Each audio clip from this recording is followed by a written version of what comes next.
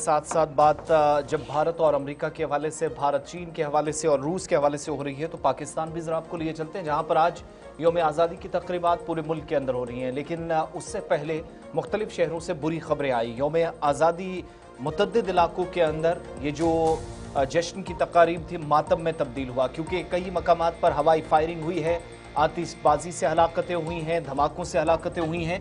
अब तक मरने वालों की तादाद 8 तक पहुंच गई है, जो ऑफिशियल आदादोशुमार या पाकिस्तानी मीडिया भी रिपोर्ट कर रहा है। और दर्जनों अफराद मुतअद्दिद मकामात पर जख्मी हुए हैं। मरने वालों में मौसूला इतलात के मुताबिक और पाकिस्तानी मीडिया रिपोर्ट्स के मुताबिक कुल मिलाकर 8 साला बच्ची और बुजुर्ग भी शामिल हैं, जो मुख्तलिफ इलाकों से फिर अस्पतालों तक पहुंचाए गए।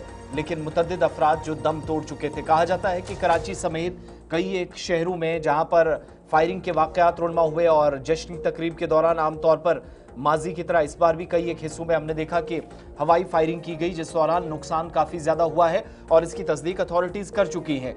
दूसरी तरफ एरियल फायरिंग जो कि लियाकताबाद, लियारी, कोरंगी, औरंगी टाउन और लांडी के अंदर हुई है, जहां पर महलूकीन की तादाद में इजाफा हुआ है।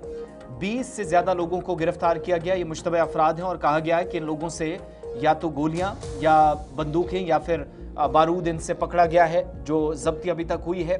कराची के अंदर सबसे ज़्यादा नुकसान हुआ है, जहां पर इतलात के मुताबिक हवाई फायरिंग से भी नुकसान हुआ और अफरा तफरी के इस आलम में चोरी की वारदातें भी अंजाम दी गई हैं। और पाकिस्तान के बड़ी मीडिया आउटलेट्स इस बात की तस्दीक कर रहे हैं कि 8 साला बच्ची और बुजुर्ग समेत अब तक मुख्तलिफ अफसोसनाक और नाखुशगवार वाक़यात में 8 लोगों की मौत हो गई है।